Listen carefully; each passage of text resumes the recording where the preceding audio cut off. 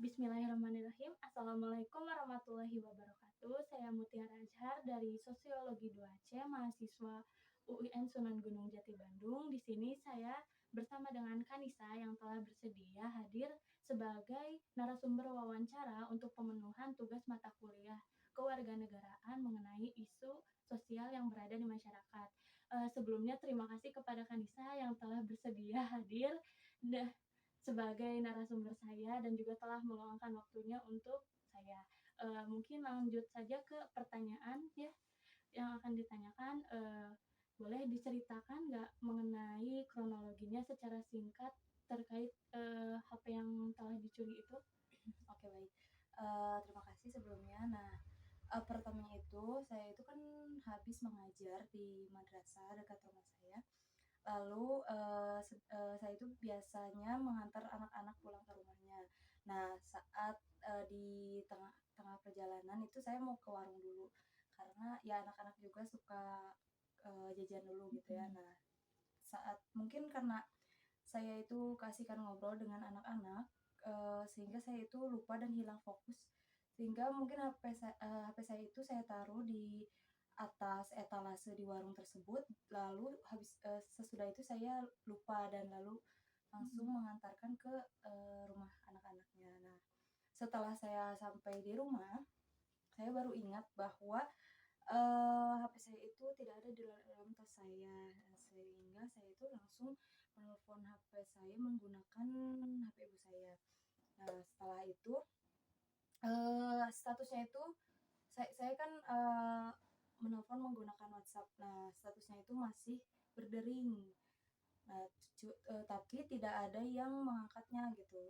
Nah, lalu saya juga lacak, nah, ternyata ada di daerah warung tersebut. Nah, pas saya terus menelpon sampai ke sana ternyata lalu lama-kelamaan statusnya itu menjadi memanggil. Nah, saat saya tanya saya sampai ke warung dan juga saya tanya ke penjualnya itu, katanya tidak lihat karena mungkin kan penjual itu biasanya, apa ya, tidak tidak fokus gitu ya, biasanya suka melayani para pembeli. Jadi, tidak ngeh gitu akan hal-hal yang ada di warung.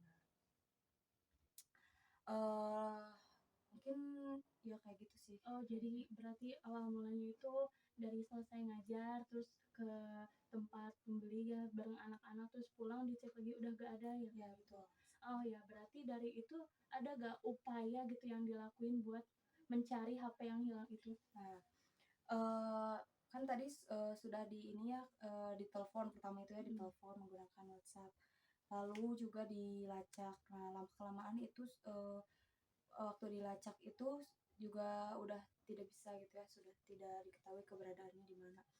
Nah, lalu ada orang tua murid yang saya antar ke rumahnya itu ada yang, kebetulan ketua RT sekitar situ. Nah, lalu, saat beliau mengetahui HP saya hilang, alhamdulillahnya beliau itu mau membantu saya dan, men-share informasi bahwa saya itu kehilangan HP dan ia men-share-nya itu ke, grup RT, tersebut gitu.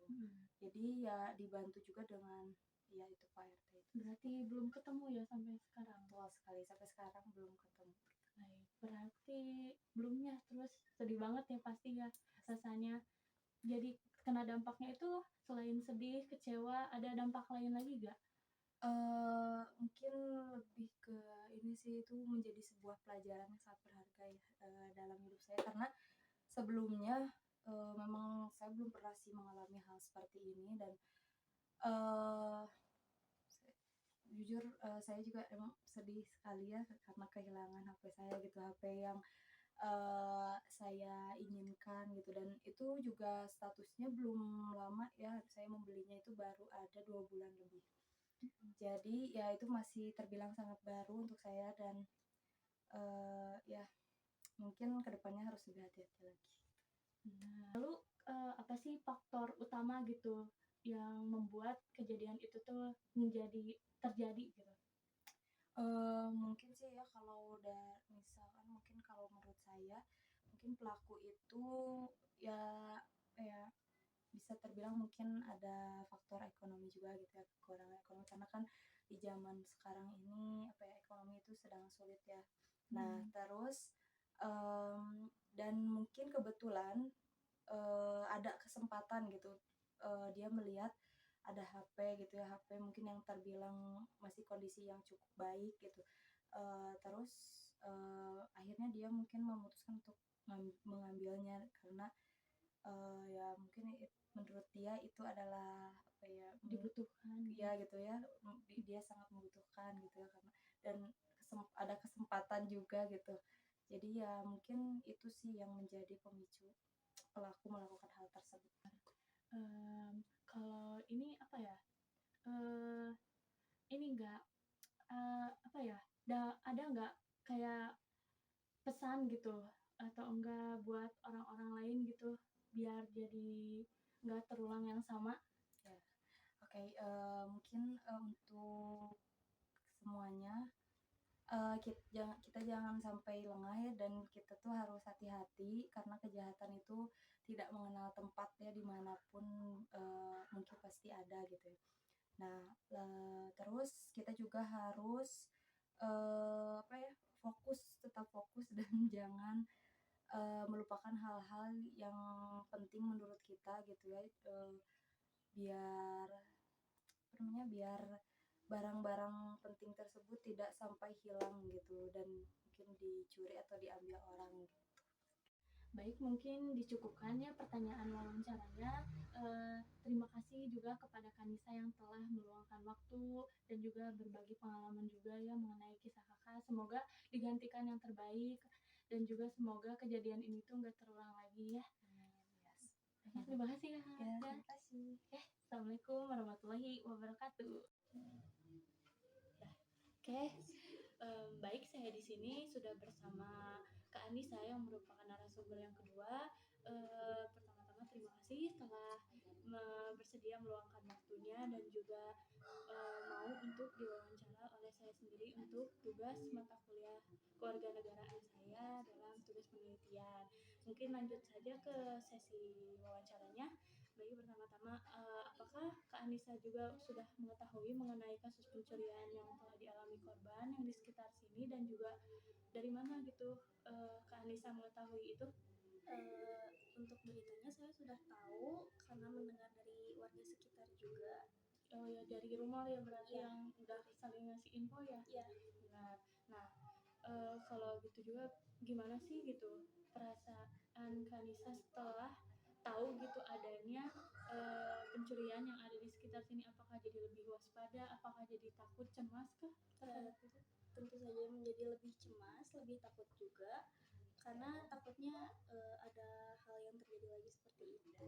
Terus takut juga jadi korban ya pasti ya, takut banget. Terus ini apakah karena kasus pencurian tersebut ada perubahan nggak kayak di sekitar sini gitu, jadi pengamanannya jadi lebih ketat kah atau malah lebih menurun? Pengamanannya lebih meningkat karena takut ada yang terjadi lagi hal seperti itu. Jadi si satpamnya makin Oh iya, benar.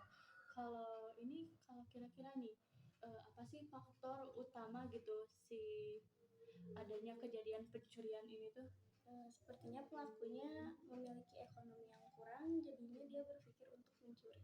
Oh iya, karena ekonomi kurang jadi bukannya malah ini ya ngambil jalan yang baik tapi malah mencuri ya. Ya.